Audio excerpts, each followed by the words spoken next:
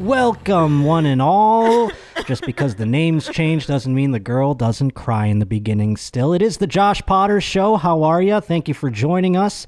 And today, we have a very special guest here in studio that I want to start off by saying hello to. You know him from, he was here for Your Mom's House Live number 3. I got to watch it with him, and he has his own podcast, Pajama Pants, that he does with Jamie Lynn Sigler and Cass G. It's Rob Iler, ladies and gentlemen. How are you, buddy? I'm happy to be here, man. I'm honored. Am I the second guest? You're the second guest. I mean, that's crazy. I mean, the first guest was my boss, technically, so you kind of are like the first guest willingly to come on, not obligated by owning this. I'm honored, man. It's real. I've never been the second guest for anything. That's awesome. Well, I'm honored to have you as my second guest. We got to watch YMH Live 3 together, actually. That was what I did for the day, which was an honor to do, and it was fun to see your reactions to things. Yeah, it was great. I got your reactions for the whole show, while the rest of the world got it just during the heaviest part, I'd say, right? Right. Well, I think it started at 5 p.m., and Nadav is like, you could come at 7 and just do your part, or you could come watch it with Josh Potter at 5. I was like, wondering what you were... I was like, I'll be there at 5. I was literally legit wondering. I was going to say, like, this poor guy, he got here at 5. He probably is like, why did I come so early? Do you know what I mean? Like, but no, you decided to do that. I wonder if it was the right choice, because I like on the first time I came to do YMH, I was excited, and you sit down, you have that energy, and I think by the time I got to the couch, I had seen so much fucked up stuff that I really, like, I said it on YMH Live, but I did have like a funeral vibe about me. Like you felt like morbid afterwards? Yeah, like instead of like, oh hey, it was like, no, you do feel a little weathered or a little beaten down after seeing a lot of that, right? Yeah, there's just some things where, like, it's what's more alarming though is as the years go by, you become more dead inside to those things, and then you're more alarmed at the fact that you're not affected. You're like, what's going on? I'm not affected by this anymore. Right. Well, but it's even some things that they show where I laugh, or if there's like some, you know what it is? It's when I watch something and I get in my head of like, oh, can that happen to me? Like if I see like the maggots in the guy's foot and this, and I'm like, right. I don't want to deep dive to find out how that happens, but I just want to know. I want to know somehow, like, oh, there's no way that can ever it's fucked up, man. It is. It's very messed up. This is the nice boy clock, by the way. You can say the F word, but let's keep them to a minimum. That's right. I forgot. Sorry. For 10 minutes, right? That's right. It's on the clock there. And, because I want to get into a whole bunch of stuff that I can't do during the nice boy clock. It's the worst. I got it. We have to be nice boys, however, and the nice boy clock's still not sponsored, by the way, so feel free to get on board. This is the best, cleanest part of the show. Yeah, this was sponsored by Pajama Pants. Now, AJ, or I called you AJ. Rob Iler also plays AJ in The Sopranos, if you didn't know, if you just know him from Your Mom's House.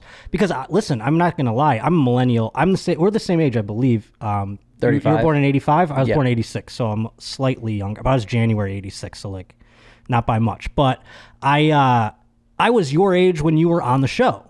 You know what I'm saying? So, like, it wasn't in my wheelhouse. Like, I knew what it was, and my parents didn't have, like, HBO, but, I mean, you see posters or commercials or something. But it wasn't something that I was, like, eager to watch because I was a child. Do you know what I mean? And then by the time I was older, it had passed me by a bit. And so I never watched it until a couple of months ago. And I just started. If you told me a year ago I'd be doing a podcast where I'd be introduced first as a YMH fan and second as the guy from Sopranos, I'd be like, it's just a dream come true. You know, it's glorious. It's amazing. And this is, you're like becoming a mommy when you find the studio without needing Nadav to come get you. He didn't have to come out to find me. I hope I don't feel that way about YMH someday. Where I'm like, oh man, I'm just sick of talking about make Josh see or white in his pants. Yeah. I'm just sick of it. I'm not even sick of talking about Sopranos. It's just you're so like, it's almost like when somebody does your intro, you can go somewhere else. Like I could think about lunch later because I'm like, I know exactly what they're gonna say, the Sopranos. But when it's like, I'm from the YMH couch, like watching horrible videos. It's Robert Iler. It's nice. Yeah, for sure. And I'm like I said, I just started I mean, I'm almost done with it, but that's quarantine for you folks. I just started it and I'm almost done with it already. I've got 2 episodes left. It took us 10 years. It took you a week. Exactly. And it's so strange to watch you grow up because, like I'll be on one episode and it's like the next, the HBO fuzz comes up and then, oh my God, Rob's 9 feet tall now and he's got long hair. You know what I mean? Like it was wild to watch the progression there. And I could tell when the seasons would change. James Gandolfini looks the same pretty much throughout. There's minor changes probably you could see if you really paid attention, but you were so drastic that I'd be like, oh, I'm on a new season now. I wouldn't even know until I saw you basically. Yeah. This is like a year later. When you're as short as me, when you grow 2 inches, people are like, look at him, look at him go. He's 9 feet. You trying out for the NBA, kid? I mean, you were 1 minute you were down here, 1 minute you're up here. I couldn't believe it. And I had some observations that I wanted to bring up about The Sopranos. I had one theory, and I thought this was perfect for the Nice Boy Clock because maybe I could use this strategy for the Nice Boy Clock in the future. But I noticed that, and I don't know, is it like there's like Italian words that are just gibberish, or is it like Spanglish or something? But you could replace problematic words with just something Italian sounding, and everyone knows what you're talking about. Yeah, what happens is, you have the Italian word, because I love it. I'm obsessed with it. I've been doing it all the time, by the way, right now. I'm like, well, that guy's a real Samagnon. You know what I mean? Like stuff like that. Right. He's a fun. Yeah. There's the word, right? Where you hear like, okay, here's the word. And then from saying it so much, the slang becomes the way of like, so gabagool is Coca-Cola. Is it? Yeah, so Coca-Cola is just like a sandwich, a meat sandwich or whatever. But it would be like, oh, the Coca-Cola, you got the Coca-Cola. And then it would just be like, oh, you got the gabagool. And then it just became gabagool. Yeah, I thought it was called gabagool. Exactly. Yeah, so did I, because I'm Irish. Me and Jamie were the only 2 people on the show who were not Italian. Jamie's not Italian? Jamie is Jewish and Cuban. Wow. Yeah. Wild. I didn't know that. And I knew you, because I heard you in a past interview mention that you weren't Italian. So it must have been like an education for you. It was crazy. And I was 12 years old when we found out the show was, they were like, all right, you got the show, it's going to get picked up. And I had never seen, I was 12. I had never seen all the, Godfather, Goodfellas, these kind of things. And the guys told me, they're like, you got to watch that stuff. And I watched Godfather, and this is, controversial, but when you're 12 years old, I watched Godfather and I was like, oh, okay. Like I didn't really get it. Sure. And then the next movie I watched was Goodfellas and I was like, okay. Yes. Like I was like, nah, cause the pace, and I think that's our age group too. I don't know what it is. It's like it's just a more grabbing movie than the Godfather's a little slow in the beginning and you're kind of like, you don't understand the nuances of the like mafia, I guess, because you're watching it for the first time. But Goodfellas is like smash and bang. You know what I'm saying? Like it's fucking wild. And it's also when like Godfather came out, everyone was like, oh my God, there's never been anything like this. Right. Where when by the time we saw it, it was kind of like, okay, like you don't see, like obviously it's great and it's amazing, but when everybody is telling you like, this is the best movie of all time and it's agreed on across the board, you're like, I'm about to see some shit that's going to change my life. Where like, if you just if you're just sitting on Netflix looking for something and you watch Godfather, it would probably blow your mind. Yeah. But when everybody's like, you have to watch this movie, it's so unbelievable. Right. So it's hyped in your head. Yeah. So but I remember seeing Goodfellas and being like, wow, this is the shit. Yeah. No, for sure. It's definitely a different, it's a different speed for sure. But I wanted to ask you, do you know, before the Nice Boy Clock expires here, do you know any other words that I could replace for problematic ones? I don't even have to know the meaning of them.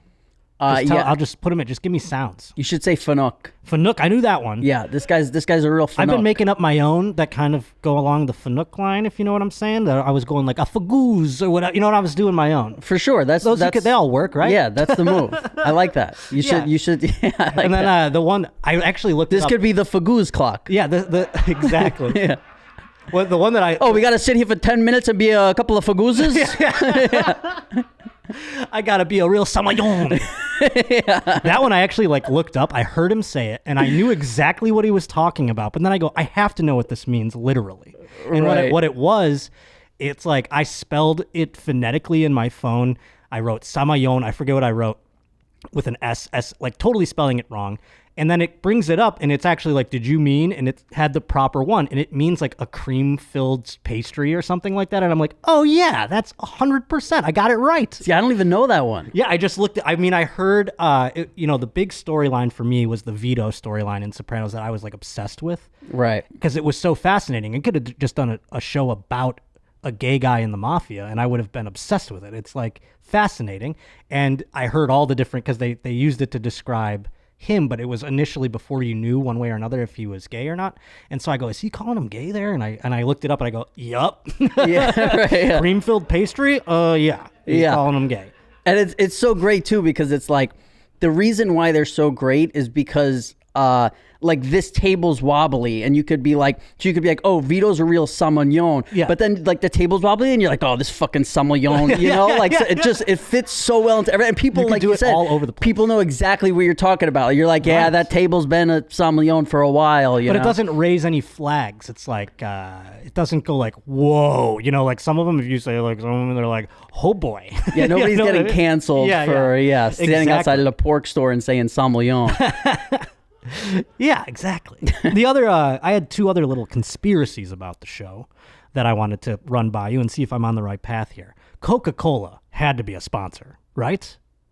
Not that I knew of. I Really? just can't. I mean, you guys were drinking Coca-Cola to the point where I was like, this is almost irresponsible to be drinking this much soda. It's like when they're smoking cigarettes and stuff, where it makes people smoke cigarettes. Yeah. I was like, they're drinking Coca-Cola in every scene. It's wild. Well, I also think that if I was 12, then this is what, 90, like 95, 98. Like in 1998, there weren't people who were like, hey, sodas.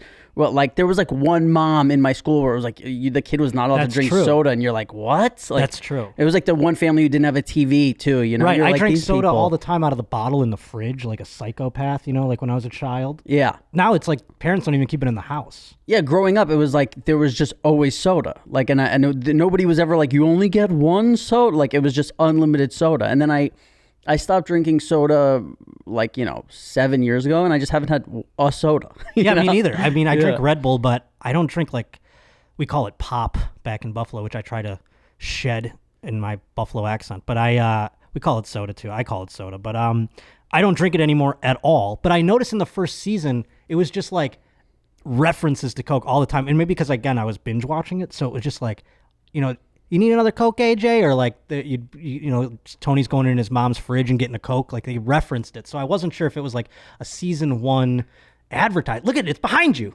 Yeah, probably. Crazy. I just didn't even.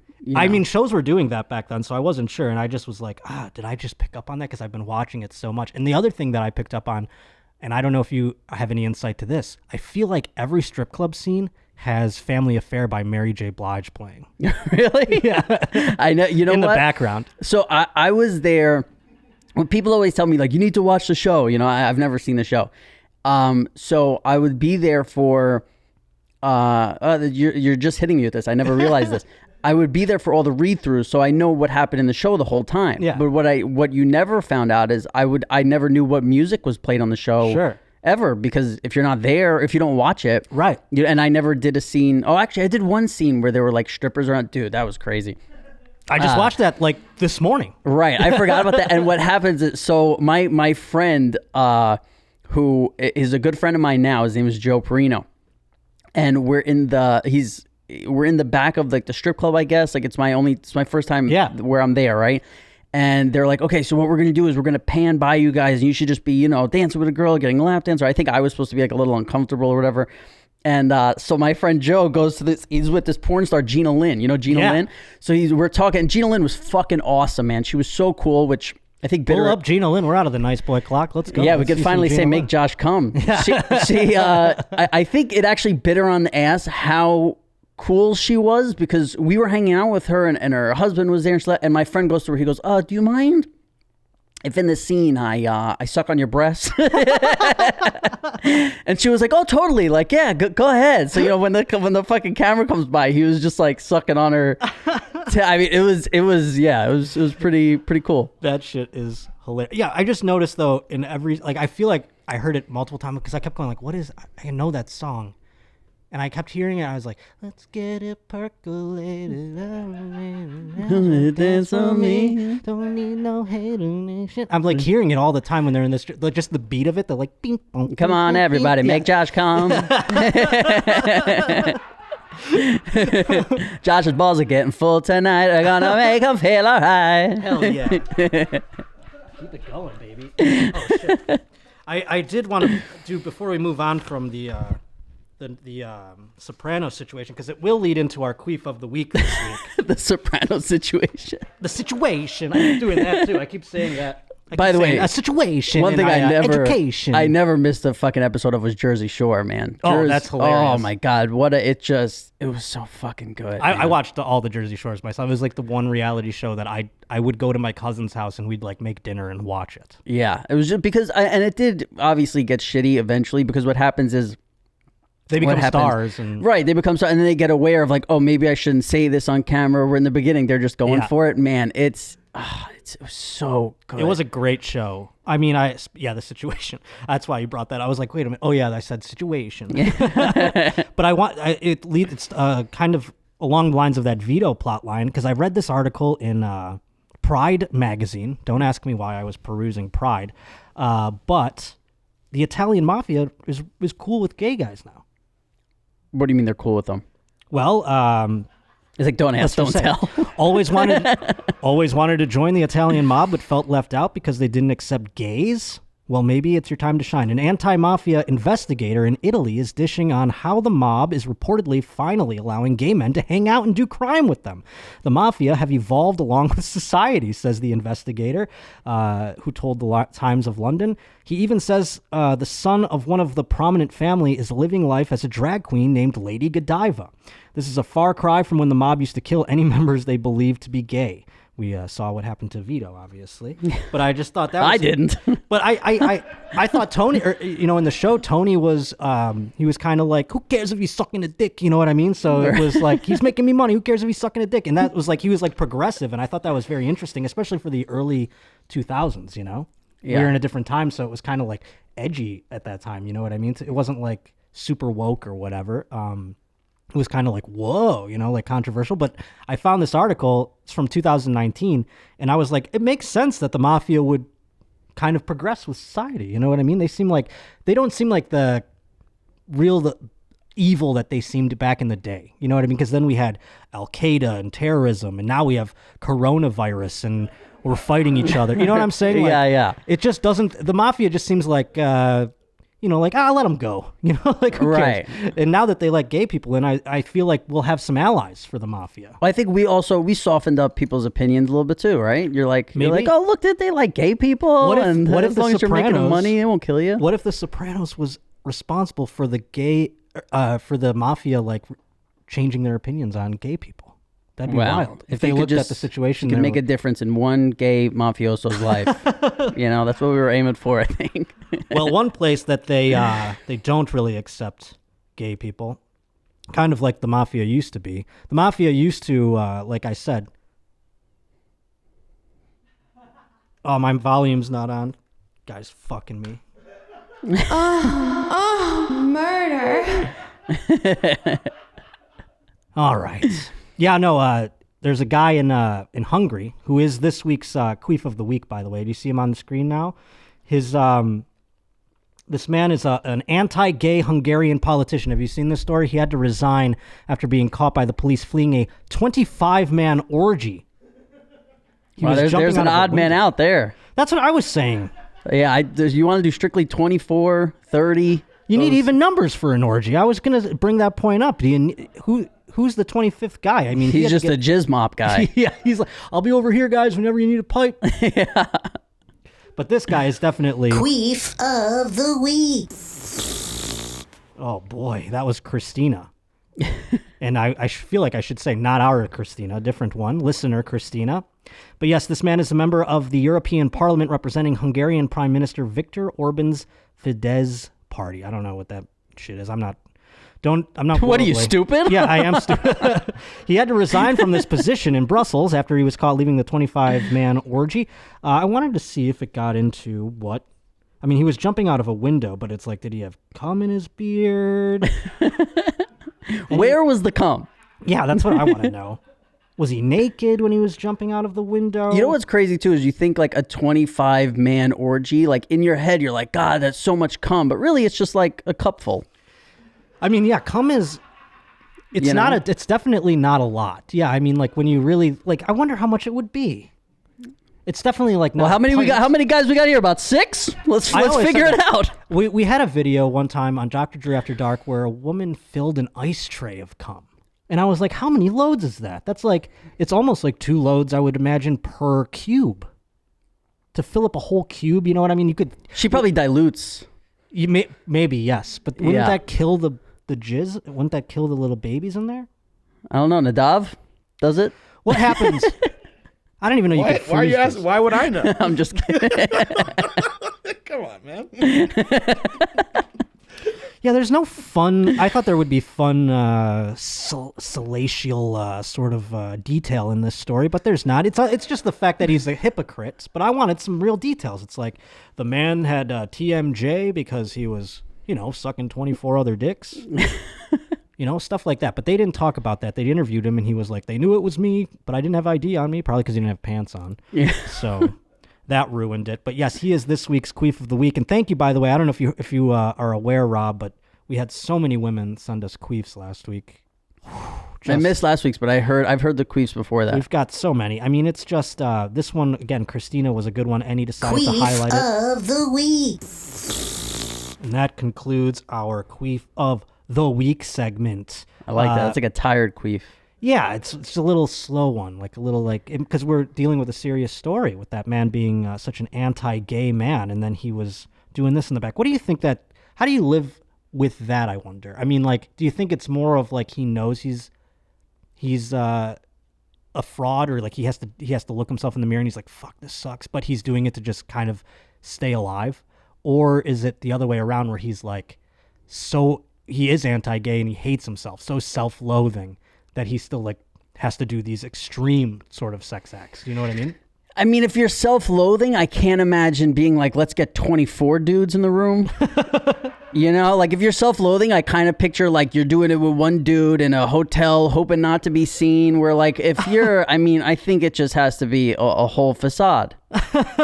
Yeah, no, you make complete sense there. I guess you're right. Because I was gonna say, like, what if it's like that couldn't have been his first go around. No way. Yeah. That was 100% not his first go around. And you don't just start at 25-man orgy. No, think about the first time you smoked weed. You didn't smoke 25 blunts. No, yeah, that's very You know what true. I mean? You're like, oh, what is this all about? Yeah, maybe you kiss a guy or something first. But you don't just dip your toe into 25-man orgy. So yeah, he's like definitely well-versed in gay sex. Especially with the internet now, you could start, nobody's diving into 25. That's very true. Let's get into something else that's gay according to some, sports. Beep, beep, beep, beep, beep. Beep, beep, beep, beep, beep, beep. Where's the trap beat one, Annie? Yeah, man, you got to play that one. It's in the segments folder. Oh, my bad. Thank you for sending in all of your remixes of my little jam here. Who made this one? Do you remember? Does it say? Yeah, this one is by Josh. Oh, by Josh, not by me, by the way. Not you, different Josh. Yeah, smarter, more talented, better Josh. Here, let's hear it. Beep, beep, beep, beep. Beep, beep, beep, beep, beep, beep, beep, beep, beep, beep.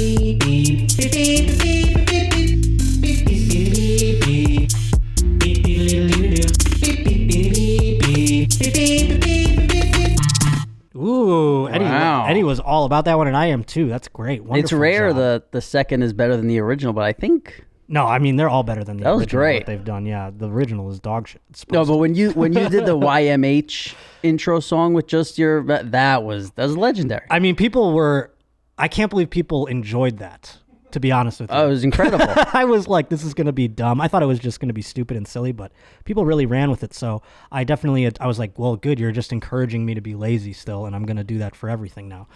And, but yeah, here we are in the sports, and you and I bonded a bit talking about sports gambling and things like that. Have you been on any bad beats lately? Like, what's your worst of the year, do you think?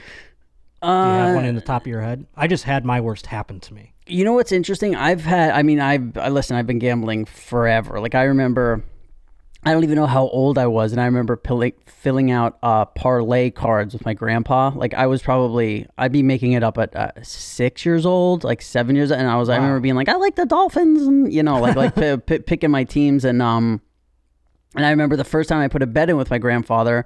Again, I'd be making it up, but let's say I was 7, 8, 9, 10. And I remember I wanted to bet like $20 on this thing. I saved up my money for so long, and I did it. And then I lost, and I gave him the $20. He was like, "No, it's 22." And I was like, "What do you mean?" He was like, "The VIG." Yeah, the VIG. And I was mad at him for like a month. Like I was like, "He's fucking taking advantage. What do you mean? Nobody ever said anything about $22." Yeah. And I was so mad for such a long time. But that's hilarious. I've taken such bad beats in the last 20 years that like the last 3 months has just been great. But I've definitely taken some since NFL started, but like, man, I remember one time I had like James Harden. I had the over and the Rockets, and James Harden was like 19 for 19 in free throws, and I was about to lose the bet, and with like 1 second left, they fouled him, and he went to the free throw line to shoot 2. He was 19 for 19.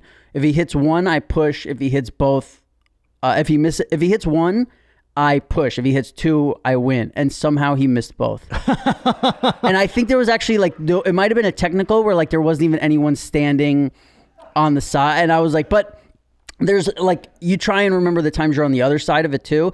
And I remember there was one time where I bet like a lot of money for one baseball game for me, which was I think $1,000 or $1,500 for a baseball game. Baseball's so hard, dude. One game, yeah. And the problem is there's also 163 of them. Yeah. So when you're betting, if you bet $1,000 on like an NFL game, it's like, well, okay, there's 16 weeks, right. Maybe he really loved it. I was just living in Vegas and I was out of my fucking mind. And that's right. For those who don't know, Rob lived in Vegas gambling professionally. For how long? I went to Vegas for 2 weeks to play in the World Series of Poker, and I got home almost 2 years later. It was like a year and a half. And I literally had like one bag. Like I showed up, I got home the exact, like I came home and there was like a bottle of water, like half full, just sitting right where I left it a year and a half before. And there was like an inch and a half of dust on everything. And I remember I was living in Vegas, and I kept telling my family like, oh, I'm just going to stay another month. And meanwhile, I had signed a year lease, but I'm just like, I'm going to stay another month. And I remember seeing somebody in like a suit and a briefcase, and it just hit me. I was like, where is that guy from? Like, I remember, and then like, if you live in Vegas, you could literally go 3 months without seeing a child. Like, like there's all these things in normal life that you're I thought like, you were going to say the sun. Oh, for sure. Yeah. I mean, you did see the sun, because every time I left a strip club, the sun was out. Oh, there you go. Yeah. You see the sun quite a bit in Vegas. But yeah, so I bet like $1,500, I think, on a Yankees Mets game. And it was like, I took the run and a half. So on baseball, when you're betting the lines, a lot of times you're minus 1.5 to get better odds. So I played at minus 1.5, and it was like 3-2 or 4-3, and they intentionally walked somebody to load the base to have Mariano Rivera come up. And I was like, I'm done. There were 2 outs, and it was like K-Rod is pitching for the Mets, and I'm like, this is it. I'm done. It's over. And he walked Mariano Rivera. And it was like I'll never forget. Yeah. I remember exactly where I was standing. And you're like, when you grow up a Yankee fan your whole life, nothing makes you feel better than being like, the Mets fucking suck. Yeah. Like, it's like, and like the way that I won that, it was just, I'll never forget. I know That's exactly true. where I was. And it's your favorite team. Like I did the same thing when Josh Allen's first start against the Vikings, and we were dead to rights. We were minus 800 to just the money line. Right. And I was like, fuck it. And I bet like $100 on the Bills, and it fucking hit because we won. And we crushed them too. Like I should have bet the spread. I would have fucking won that one too. But I was so stoked for like 9 days. I was like high out of my mind from that. Like it was so wild. Yeah. And I was like, the fucking Bills are the best. I know I'm the smartest man alive. Like you think that too? I have those moments where I'm like, I am the smartest man alive. Yeah, well, it's like you're figuring out this puzzle of humans, and you're like, I knew that at this time to move him right here, and I did it, know, and then like nobody. There's one thing you learn about gambling, that it's such a lonely thing, because like only you care. only you can enjoy what you've just done, especially in poker. Because in sports, at least, it's like, oh, your friends Someone also, else did it too, yeah. Yeah, like you also had the same team or even the other team and you could commiserate. When I would fucking have like the best night ever in poker and no one gives a fuck. True. Ever. And which is a problem also when you have the worst night ever. By the way, that's the same for stand-up. No one gives a fuck. You can, Right. You're just like, I just murdered for an hour, and everyone's like, huh? Right, like I just had the set Dude, of who do my you life. call? Who do you call and tell that to? You know what I mean? Your dad, and you know what I'm saying? Like, it's just fucking no one cares. I had a bad one just the other day when maybe a week or two now, but the Chiefs were playing the Raiders, and not only did I bet the Raiders money line and the over, parlayed it, I had fantasy football implications, and literally going into the final drive, I was winning on all accounts, and then Derek Carr throws a pick at the end, and my fantasy football flips. Then the Raiders lose the game. The over hit, but the Raiders lost the game. And I was like, in 30 seconds, I went from atop the world to just wanting to bash my head through a fucking windshield, like walk into traffic and just let a car hit me, like all within the same span of like 30 seconds. It was wild. But I had a good one too when I had I bet Florida State to beat UNC, and I hit on that one, and I've been like, I paid my rent that month. Oh, hell yeah. Yeah, so that was like a huge one for me. But you did mention I've seen your apartment. What was it, a $70 bet?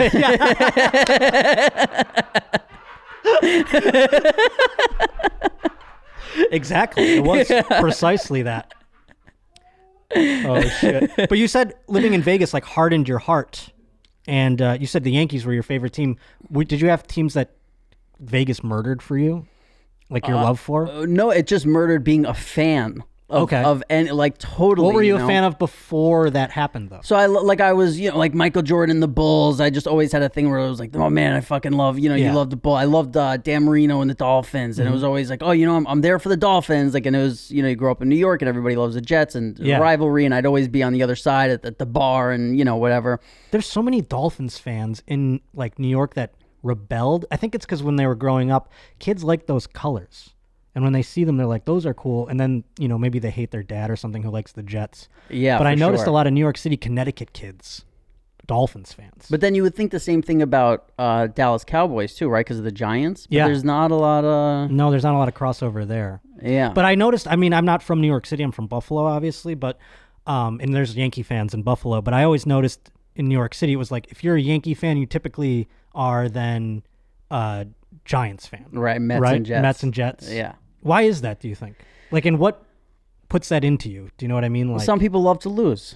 I mean, if the Mets and Jets, come on. I know, dude. Just, my dad is Mets Giants. Okay.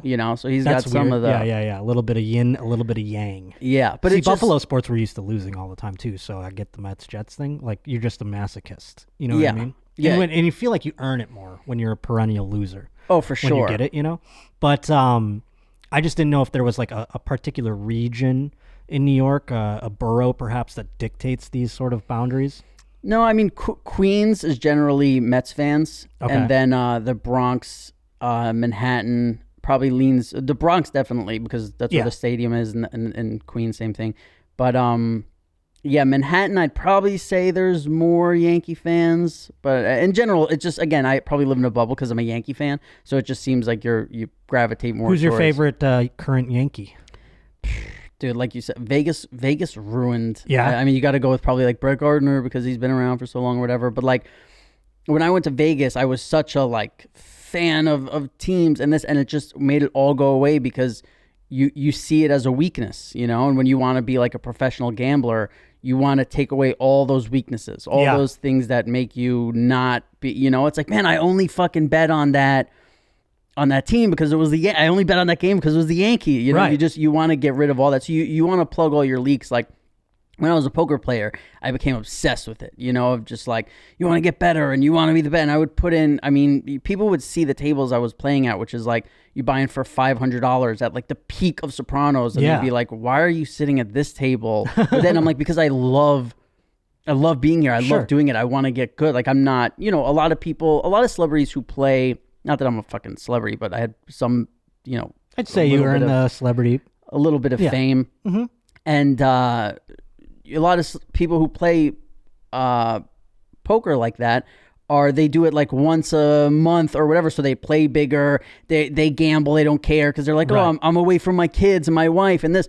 And I was showing up like every day, 3 p.m. grinding it out. You know, and I would play for 8 hours, go home, and there were times where it's not the same now because I don't play as much and I don't have the passion for it, but where like I would lose or win and it was the same. I just wanted to get better and I wanted to grow and I wanted to this. Where now I very rarely play because I stopped taking 15 Percocets a day, you know? And like when you take a bunch of fucking Percocets a day, you could sit at a table for 12 hours. Man, how do you stay sharp like that though?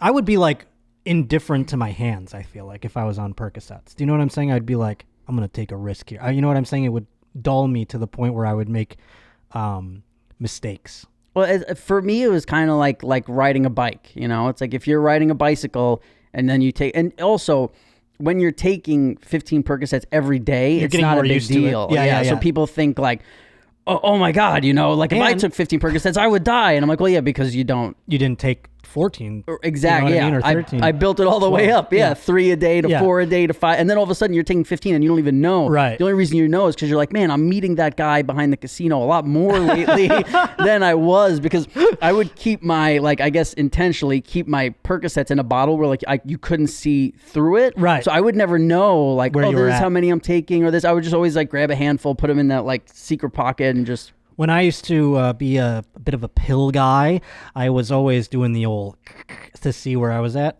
Yeah. Not necessarily counting, but I'd be like, ooh, we got to make a stop soon here because we're getting low. You Right. know? See, I used to do that when I would take 3 or 4, but when you start taking 15, you forget to do everything. Yeah, no, you for know? sure. Yeah, so I would be like, oh man, I should have probably fucking checked how many pills were in that thing. And also I went from buying like 30 at a time To, like, to buying 300. 300 at a time. Yeah, so it was, you know, and then you're just trying to find like, The mass amount. yeah, and the worst part is when you meet somebody and you don't have that like you meet someone who like, there's a lot of girls I would actually meet who would be like, oh yeah, like sometimes when I'm on my period I take a Percocet or like, you know, or whatever, or even dudes who are like, oh yeah, I take Percocet too, but I didn't ask them like, oh, you take fit. So I would be talking to them, I'd be like, yeah, you know where I can get like 300? And they would fucking like jump back in their chair, like 300 for what? I'd be like, for next week, like, you know, like That's I just wild. Yeah, and it was fucking, and you don't, you know, then you don't realize that like, oh yeah, you 300 would last you for the rest of your life, and you'd still have some left over for people, you know. 'Cause Sometimes, you're yeah. like, I always kept mine manageable to the point where I was like 3, 4. You know what I'm saying? Like that was my Yeah. Percocet because I was prescribed them for a long time. yeah, And they were giving me a good amount, but it wasn't 300. But they were giving me enough where I was, you know, getting to have an issue, and I was over medicating, and I was running out a lot quicker, and they kept re-upping it. It was at a time period where they weren't so concerned. And I eventually like hit the point where I was like, I can't, if I keep going, like I'm going to burn through these, they're going to catch on. You know what I'm saying? So I kept it.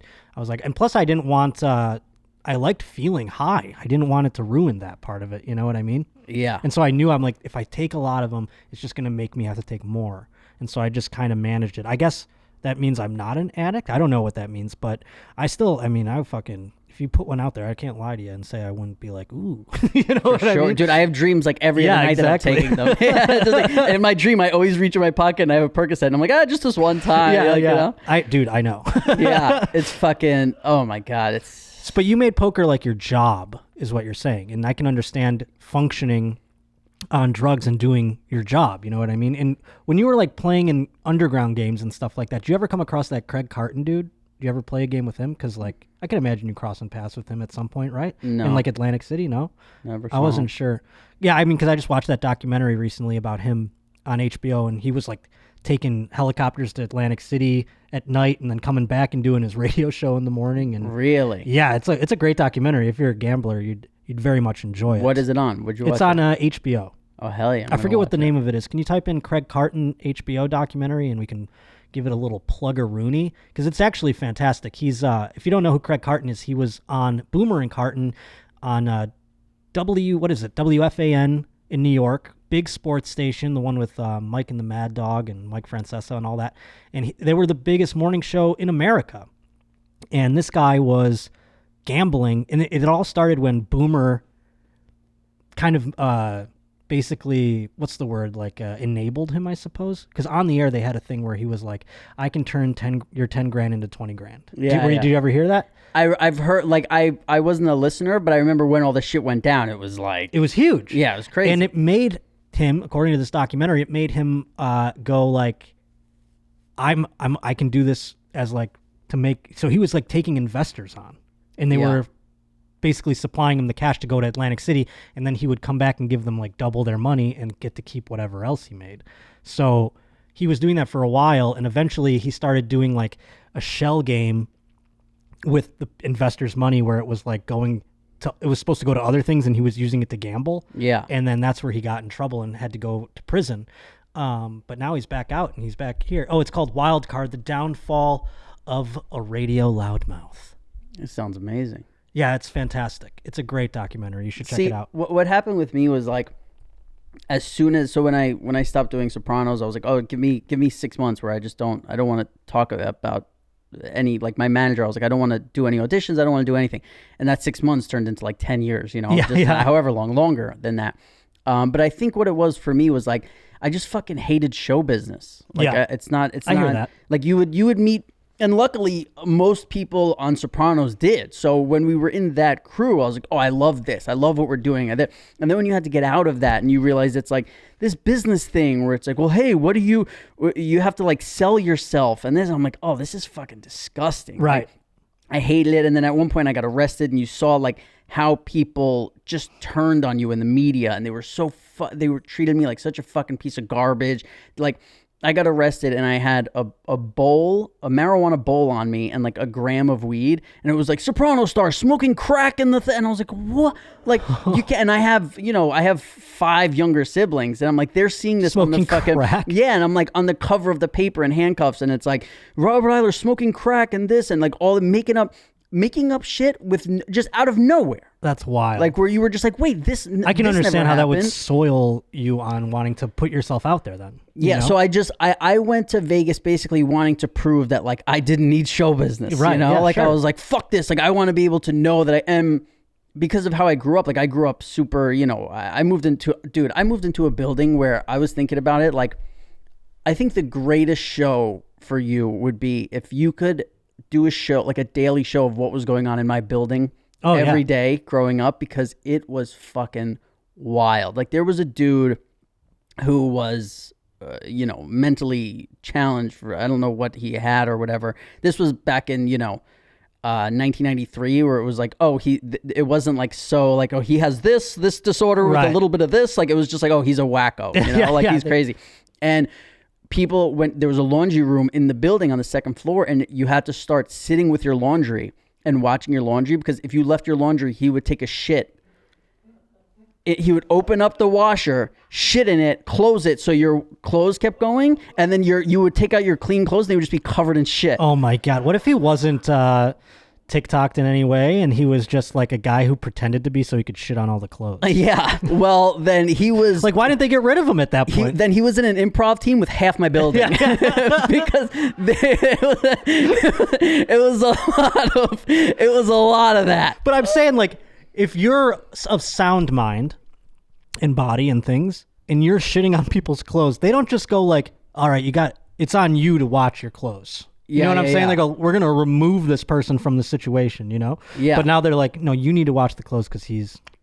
Yeah, So. and my building was like a Section 8. It's like we lived a block away from like the bad projects, and we were considered like the nice project, Right. But it was the same shit, and maybe a little better, because I think what happened was there were 3 buildings in like the complex, and 2 were up on 3rd Avenue, 1 was on 2nd Avenue, and the one on 2nd Avenue, I think if you make it like Section 8 where you let people like income-based rent, then you get like a big tax break or something. So they made the other 2 where it was like people were buying condos in like nice buildings, and then ours was guys shitting in the fucking wash, And then I remember there was a time where 2 people were having sex in the hallway, but they weren't just having sex because that would be kind of normal. Yeah. They brought the mattress from inside of their bedroom out the door into the hallway and had sex like they were on their bed. Yeah, because they can't that Berber carpet, you skin your knees.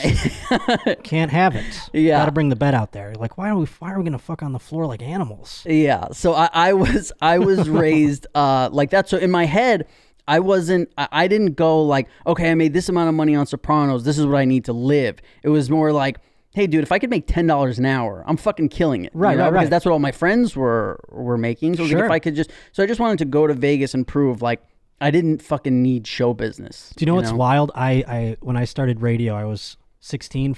My first paycheck was when I was 15, and I remember the pay was I was making 18 grand a year, and I remember going like, I'm fucking loaded. Yeah. At 15, you have no overhead. I'm like, this is fucking. I was like balling. I went to Blockbuster.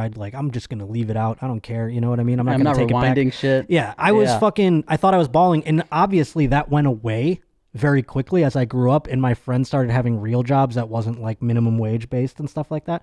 And I was like, oh, I have to make more than this. Yeah, especially like because the big thing is fucking like benefits. You realize, right? Like that. Oh yeah, I didn't get those either. At when first. I was in SAG and I was acting, it was like, oh, this is great. Like I could do whatever. And then, like I guess 8 years after Sopranos, they finally called and they were like, listen, this song and dance is up. Like you're not in the fucking union anymore, pal. And I was like, all right. And then all of a sudden, when I started having to pay my fucking medical shit and this, because, and listen, I'm not complaining at all. Sopranos was the greatest fucking thing ever. It was the best thing that happened to me. The people were so amazing. The talent. It was a 10 out of 10 experience. But because of on demand, we don't really get residuals. You know? So I make probably like $8,000 a year or something like that, and I don't get the benefits anymore. And the $8,000 a year isn't as much the problem as the benefits were, because you're spending more money just trying to fucking Well, that was like my first raise I got. They were like, okay, now you're making $22,000 a year, but then they gave me health insurance, which deducted money from my paycheck and basically just put me back to $18,000 a year. Right. Yeah. I'm like, oh, okay. Let's get into a little news before we get done here, because we're going to wrap up in about 10-15 minutes here, but I have some news stories that I'd like to get to.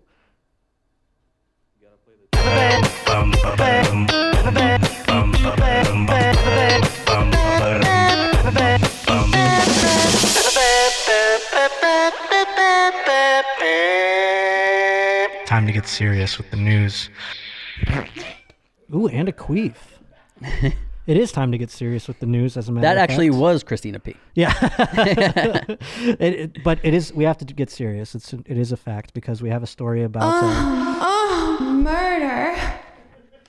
Nadav loves it. It's my best. It's my favorite thing to make him laugh with. But this is a Thanksgiving murder, by the way. This is over some Thanksgiving food. A man slain in Chicago disputes over hands in Thanksgiving food. And he was charged with murder after a fatal fight that began when he put his hands in the Thanksgiving leftovers. James Dixon, 28, is charged with killing Vincel Jackson, 52, who is the boyfriend of the Thanksgiving party host. Ooh, boy. So he was just the boyfriend coming over, and they were like, oh, we got a real some of you here. And so Jackson was trying to escort Dixon out of By the way, he's bringing Samuel. Yeah. Bring a half a dozen Samuel to the Thanksgiving. Oh, I love him for dessert. Jackson was trying to escort Dixon out of the Chicago house because he had put his hands in the leftovers early Friday. You can't do that when you're going into someone's house. This isn't your home. This is someone else's. The fight moved to the porch, where Jackson was stabbed at least 9 times. Bucaro told the judge Sunday. Dixon fled but was caught with a blood-covered knife. Defense attorney Patrick Ryan said Dixon was properly defending himself. Judge set the bond at $3,500,000. That's crazy. But man, you don't fucking put your stupid fingers in leftovers. You just don't go into someone's home and do that. So it was weird that they said early. Yeah, like there was maybe because they were just packaging them, and he was like, "Ooh, let me get some of that," and he was grabbing some turkey legs out of the fridge and shit. And they're like, "Whoa, that's for soup later or something," like, hey. Sounds like something you should get stabbed 9 times. I think that's what I was about to say, as a matter of fact, was that I think that man should have all the charges dropped because that dude had his grubby fingers in his fucking leftovers. You can't act that way. It'd be a tough jury to be on. It'd be a tough jury to be on. Have you been reading about this monolith? Oh, yeah, I saw. It's so dumb, I think. I mean, I wasn't, I was reading more into it now because of the fact that it's like all the gleam is dripping off of it, basically, like all the you're seeing the man behind the curtain, basically. Right, you know? right, Now yeah. I'm starting to get into it. I wasn't into it when it first came out. I wasn't like, the aliens put it here and stuff like that. I don't get into that kind of stuff. Yeah. But for those who don't know, a mysterious monolith, which is I looked this up, it is a tall structure. Who's reporting on this? The Daily Beast. BLM Utah. Black Lives Matter, Utah? No, that's the Bureau of Land Management. They right. might want to sue. Yeah, right? I bet they were first. This is it's the whole WWF situation. Yeah, right. It's a real World Wildlife versus World Wrestling Federation situation. Yeah. And I think they could win. Just because BLM has a higher profile or Black Lives Matter has a higher profile doesn't mean these guys can't get their copyrights, and we know copyrights protect the children. Like, hey, this is John calling from BLM Utah. I just wanted to. Yeah. It's like, wait, which BLM? Our chapter in Utah, we have a chapter there. Well, this 12-foot steel monolith appeared in Utah and then disappeared, as a matter of fact. What is known, however, is that it became a world-famous tourist attraction for the few days it was there. You know, people thought it was like aliens or something put it there. I don't really know what people necessarily thought. Visitors who flocked to the site parked on vegetation and left behind human waste as evidence of their visit. That's nice of them. There were people because the monolith disappeared, and all they found were like people's shit all around it, like bags of human shit. Oh, actual shit. I thought Human you just, feces, yeah. Oh, I thought it was like, okay, yeah. No, literally wow. taking dumps where the monolith was. But Wow. now I understand it popped up someplace else. Yeah, Moscow? No, where was it? Belgium or something. I don't know. Belgium? But it's like people were caught, and this is what I always wonder about these things. You know, they show up. I can understand it showing up and people being like, whoa, where'd that come from?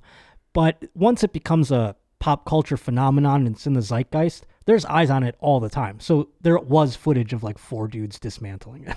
Right, You yeah. know what I mean? It wasn't the aliens that came down and were like, wah, wah, wah, wah, and like sucked it back up and took it to Belgium or wherever the hell it went. Do you know where it went? Can you look up the update there, Annie, and let me know where it went? Yeah, it looks like it went to Romania. Romania. One of those fucking countries that hate gay people, right? No, I don't know. But it's not the same one, right? It's a different one. I don't know. I mean, they want to make you think it's the same one. So I don't know if it is or it isn't. But I know that the one, they were caught in Utah dismantling it. And I was like, well, that puts it to bed. It's just these 4 art students or whatever doing a project or something.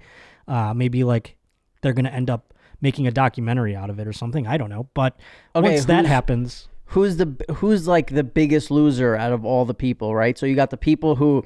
That's what I'm trying to decide. Yeah, right. People who put all the time into like putting this monolith in the desert, which they got a lot of attention, but it could have been just nothing. Right. Or the people who want to go visit it, the people who fucking made it, left their shit there. Yeah. Like, but I don't know, man. To me, just hearing like I'm one of those people where it's like, besides sports, whatever everyone's talking about, I don't want to talk about. Well, dude, that's what, like, I get so annoyed by the people who get up in arms about me talking about sports. Like, it's so ridiculous. It's like, do you want me to be, like, talking about conspiracy theories and, like, I mean, like, I don't know. It's just, sports seems so innocent to me. It doesn't seem polarizing in any way. I just don't understand the hate for it. Well, I think if you say in general you're going to talk about sports, it could be annoying, but you have a unique... Right, I'm not talking about the... that you go at it. So, yes, here, I just wanted to clarify before people get up in arms, and I have to make an apology next week about my definition of monolith. It is a geographical feature consisting of a single massive stone or rock. All right, you convinced me. Get the car, Nadav. Let's go to Utah. Let's go, guys. No, but it's like, I don't want to talk about, like, aliens and shit. I mean, are you into that kind of, I mean, I not necessarily don't believe in aliens or whatever, but I'm not going to sit here and go like, oh, this guy, you know, talking about sightings and stuff like that. You know what I'm saying? I think aliens have become more interesting since the government's come out and been like, we've gotten aircrafts that are not of this. That like opens up a little, but it's one of those things where, you know, my dad always used to watch, or we're just talking about sports or whatever. And like my dad used to watch, you know, the pregame, like before the game started for like 3 hours, and I'd be like, what? You're watching a bunch of people guess, just like these are 2 experts. This guy says this team, this guy says, it's so stupid. that was, when I got older and wanted to gamble professionally, then I'm like, oh, okay, I should listen. Now you're more. watching all of them. Right, but it's like hearing people's opinions. Like if you're like, this is a great documentary on aliens, cool. But if it's like you're sitting around so many hours a day with the aliens, it's like you're just listening to people like, why don't you write a fucking story and make some shit up about aliens? Because that's what most of these people are. Well, it's the thing. I love sci-fi stuff, or I loved it when I was like a kid. Mm-hmm. But then it became, television and everything else became more reality based. So then you have like UFO hunters or whatever. And I would watch those shows and I would be like, I didn't get anything out of these. Like same with those ghost shows. It's like all of a sudden you hear like a can on the ground. You're like, and they're like running through some dark hallway. I'm like, this isn't doing it for me. I'm not like tintillated by this, Right. And even more so, I thought we were going to talk about this, but like, I hate that like ghost hunting show. But what I became obsessed with for a long time was watching on like, what is it? IGTV, that station that shows all the like murder. Oh yeah. ID Go or whatever it is. And I got obsessed with a show that was all about like CCTV footage. Okay. So there would be a murder and they couldn't figure it out, and they're asking everybody they can, and they're like, oh, there's a camera, and they're like, oh, well, there's and then they put the stuff together.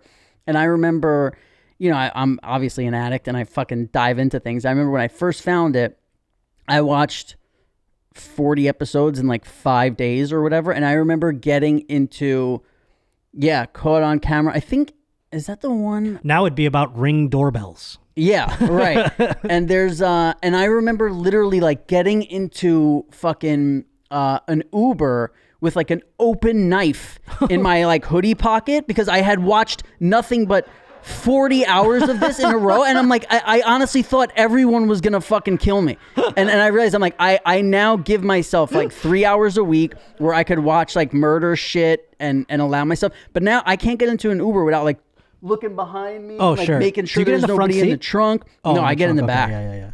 New York City cab. Some people get in the front, and they think it's like an alpha move. Yeah, I've had people say, I get in the front of the Uber.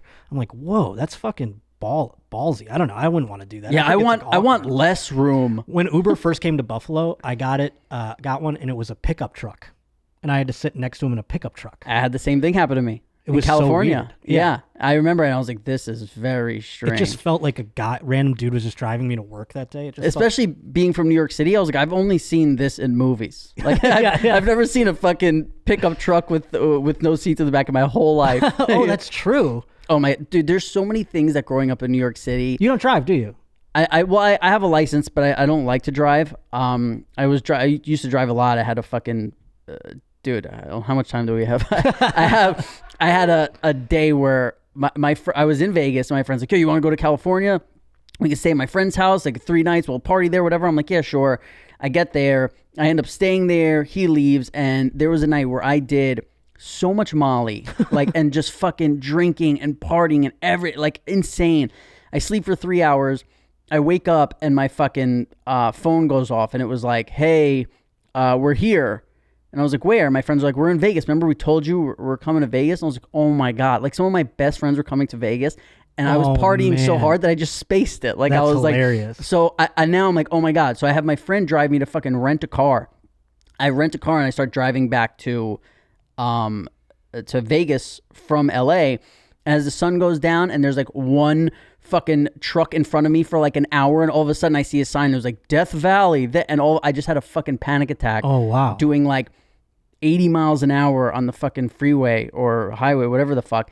And ever since then I'm just like, I shouldn't drive. Yeah. Because I get behind the wheel and instantly I start to go back to that time. I also do not drive because I can't see, but also there's a multi-pronged reason why I don't drive. I also got so many tickets and registration, all the things. Like I was poor and I couldn't fix my car, and basically just like cascading problems would occur and they would pile up, and my license would get suspended and I would get pulled over with a suspended license multiple times. And so all of that, even if I could see 20/20, I think would prevent me from driving, based off the fact that I suck at it. I don't deserve to do it, and I'm bad at it, and I shouldn't do it. And so I just told myself when I moved here, I was like, you're done, bro. I sold my car. The number one problem with driving is there's so many people like you who just go, I'm going to do it anyway. Right, you right. know? And they're all fucking out there and they're hard. And like, what I think about all the time,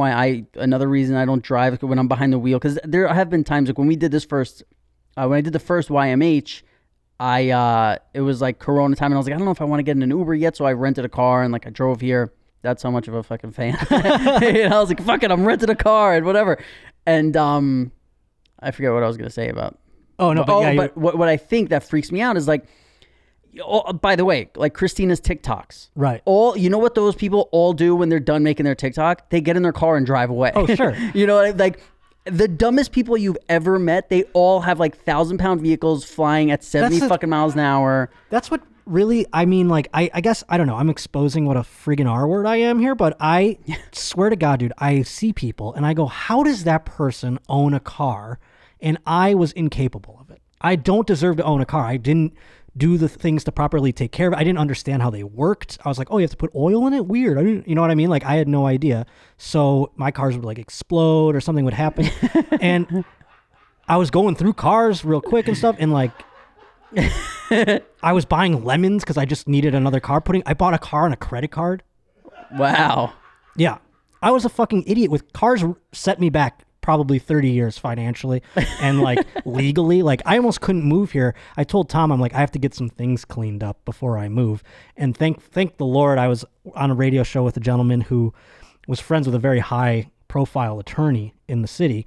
And he just fixed it all. Like he just took care of it. Basically, I had to pay a lot of money to many municipalities in the Western New York area, but he got me through it. But man, so I have anxiety about, I went home one time and rented a car and just getting behind the wheel, I was like, anytime I see a cop or something, it makes me have like PTSD essentially, even though I'm fine. I think I used to have drugs on me 24/7. And when I see a cop, I still feel that he's going to find, even when I fly, like I haven't done drugs besides weed in like 5, 6, 7, or however long. I stopped keeping track because I know drinking is like almost 8 years in March and everything else. I'm like, I can't keep track of like when I stopped Percocet, when I stopped Xanax, when I stopped Molly, when I stopped Coke, when it's just too much, you know? So I'm like, it's been a while. Like, and still every time I fly, like I go through all of my fucking pockets just to make sure I'm like, because there's been times where you get somewhere and then you go through your shit and you're like, oh my God, this was in my fucking pocket. Like you had no idea. You know? I definitely know that feeling 100%. Yeah. I definitely have experienced that for sure. I went to a Rams game last year and I went through the metal detector and I went through it fine. You know, I got my keys and everything. Then I touched my pocket. I go, I have a knife on me. And they didn't even notice. Yeah, you sure it wasn't a Raiders game? Right? Yeah, it was Rams Chargers, and yeah, I mean it was fucking. I go, oh my God, and then I didn't know what to do. I'm like, should I tell them? Like, what if they catch me with it in the game or something? And I was like, no, just don't stab anybody. Yeah, but yeah, as long as no one touches your leftovers. I'm such a fucking coy dog when it comes. As long as they don't touch your leftovers. I'm sorry to give that the proper due it deserved.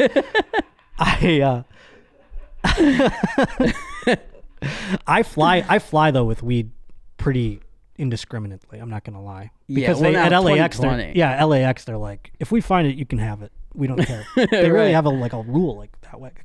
Is it legal to fly from like Vegas to LA with weed? The way that LAX policy is, at least, if they find, it's obviously a certain amount threshold, right? But if they find weed or whatever, edibles or something, they're not going to take them. They just say, when you land, we're not like, you can't, if you get arrested in the place that you're going for having these things, you can't go, LAX let me keep these as an excuse. You still have to follow the laws of the place you're going to. Right. So, I mean, if you're just an idiot and you get caught somehow wherever you go, Vegas is legal though. So like, you're going to Vegas, they're not going to care either way. You're going from one legal place to another. So it really doesn't matter at all. When I was like 16, I was on probation and my best friends were going to Amsterdam. And I remember I was supposed to go with them, got in trouble, and they were like, if you could figure out a way for us to bring you back weed, we'll do it. So I just spent the next like week while they were there trying to figure out, asking everybody I knew, like anytime I would buy drugs, I'd be like, hey, I got a question for you. If you were going to fly from Amsterdam with and what I found out was, this is, I'm an actor. I'm doing a scene right now. Yeah, this isn't any advice. Yeah, I'm just saying this is we're workshopping something. Yeah. This is all hypothetical. Right. So what I found out is you buy, wherever you are, you buy candles, right? You as big a candle as you could get, you cut it in half and you dig out The candle wax. The candle wax. But not to where like you dig out the middle so you could still see it's blocked on the outside. You fill that middle up with weed, you put the top back on and you burn Melt the it back candle down. shut. You buy like a ribbon so that it looks like you tie the ribbon around like the melted area part and it looks like a brand new candle, like you're just flying with a candle. So I tell my friend, I'm like, yo, this is the best way I found, like this is, and my friend's like, all right. I was like, really? He's like, yeah, I'll do it. I'm like, okay, cool. So I go to the airport to fucking pick my friend up, right? And I'm stoked. Like I'm like, this is unbelievable. So he lands and everybody from his fucking flight comes out. He does not come out. Yeah, and I'm like, oh my God. So now I'm with my other friend and we're like pacing. I'm sweating. So I'm like, this is my fault. Like, Yeah. And you know, you don't know the laws when you're like 17 or 18. Sure. So I'm like, I have no fucking clue what's gonna happen. I'm like, What airport is this too? Like JFK? it was either JFK or LaGuardia. And I'm like, oh, he's gone forever. Like, you know, I'm like, I might never see, I've only seen movies. I'm like, this guy's just in some crazy prison right now. So he comes, he finally calls this is like the little Nokia days. And I see his name pop up and I'm like, oh, thank God. So I pick up, I'm like, yo, I'm here, come pick me up. So we go and pick him up.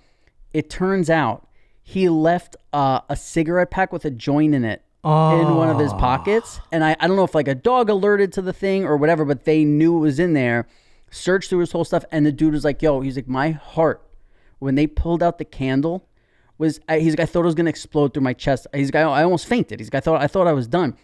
He's like, they took that out, set it aside, went through all my fucking clothes. They pull out the thing, pull out the joint. They're like, oh, you think you're like, we see this all the time, kid. You think you're gonna outsmart us? Like, whatever. They make him pay. They write him like a ticket for whatever he had to do, like a fine. I forget if it was like 200, 300, 500, whatever. And then the guy fucking takes the candle, puts it right back in the bag, zips his bag back up, and they're like, fucking yeah, idiot. Get out of here. Yeah, exactly. And my boy's like, yo, we just paid, you know, a couple $100 for a lot of Amsterdam weed. That's I'm like, hilarious. All right. Yeah. I was going to Pittsburgh and I had weed in my bag and I noticed it was on the like no lane Oh yeah. and I go, oh Jesus. So the guy takes my bag, he goes, can I inspect your bag? And I'm like, okay. And he's going through my backpack and he's poking that stick down in it and shit. And I'm like, my bag reeks. I remember when I packed my bag, I go, oh man, it smells. Good thing they're not going to open it or whatever. And how did you have it hidden in there? It was, what I did was I put it in a tissue and then I put that in a sock and then I put the sock in my jeans because it was all green on the x-rays. Yeah. Because it's all textile like. And so as long as you don't have any like foil or any foreign materials, again, all hypothetical. But in this occasion, Right. So he's poking around and I'm like, he's going to smell it or whatever. He's looking for the weed. I go, hey, may I ask what you're looking for? Or maybe I can help you. Because it seemed like he was like really looking and I wanted to see if it was the weed that he was about. And he goes, I'm looking for something up here. And he points to like my top pocket where I know the weed isn't. And I go, oh, okay, yeah, here, that's that zipper right there. And I pointed to it and he opened it and he goes, took out my deodorant. He's like, see, can't have over 3.5 ounces of this, it was like spray or whatever, deodorant spray. And I was like, oh my God, I'm so sorry, sir. Thank you for letting me know. You can keep that. He's like, yeah, sorry about that.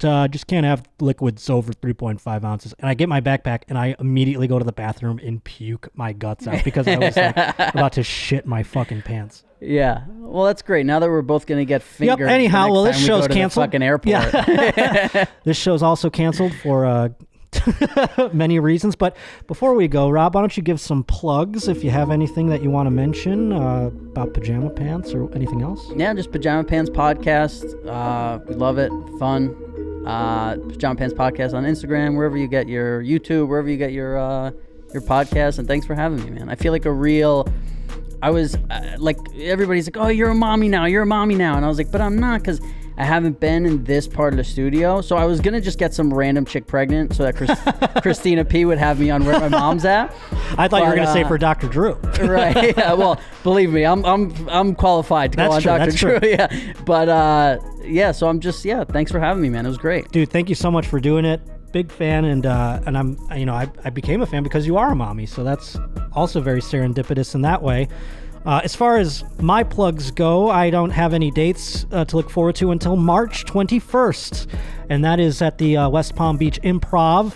And I don't even know if those tickets are on sale yet, but I'm just letting you know because that's all I got. So please come to it if you're in that area around that time. And other than that, also, by the way, you can hit us up on the email, which is joshpottershow@ymhstudios.com. That's joshpottershow@ymhstudios.com. And by the way, brand new website up there as well, ymhstudios.com. We just launched it as of this day of this recording. So feel free to go peruse our new site where everything on the in the channel is housed. So go check that out. Other than that, thank you, by the way, to this person who created this instrumental, Brockton, with Flute Beat. Thank you very much for that. Keep those coming again to the email at joshpottershow at... What's wrong back there? Why are you laughing? I said don't mention the instrumental because I was going to replace it. I didn't see the word don't. I just saw mention the instrumental. All right, well. By the way, Tom knew I was coming here, and he asked me to search Nadav's desk for possible voodoo dolls or... Oh, yeah, well. Anything of these sorts. Yeah. There's some suspicion and... Bit of an accident occurred. I'm sure you'll hear about it tomorrow. Anywho, there we go. Well, that instrumental has ceased, and so is the show. So thank you so much for joining us once again on the Josh Potter Show. Please continue to rate, review, and subscribe on iTunes. That's a huge help. What does that say that you're writing? I said that now that was 2 times that you mentioned it. Guys, have you this fucking instrumental we got here? You can't put it over in front of... You don't made this? You can't put it behind the fucking camera. You can't put that thing behind the camera. Those words are behind the fucking camera. You're typing behind the camera. Well, now you know if you ever want to mention something, what you have to do. Yeah. Just put in big words up there. Don't mention this. Yeah, don't say don't mention things. I won't do it. Yeah. So what's this going to be, a giant beep or something? I have no idea. I think we'll just keep all of this in. It's pretty hilarious. I mean, who cares? It's gonna be like, you know who made this instrumental? Kevin. Yeah. I mean, the guy's not going to care about the extra plugs. Who cares that we used it twice? Why would you write don't mention it? Because I knew you were going to mention it at the end. Of course. Who cares? It's the same guy. I don't know. It's fine. We're fine. Just let him get his plug. Your show, man. Poor guy. Cool with it. Let him get his fucking plug. All right. We'll have more instrumentals, though, next week. Keep them coming. Josh Potter Show at ymhstudios.com. That's it for the show. Thank you, Rob, so much, buddy. Thanks for having me, man.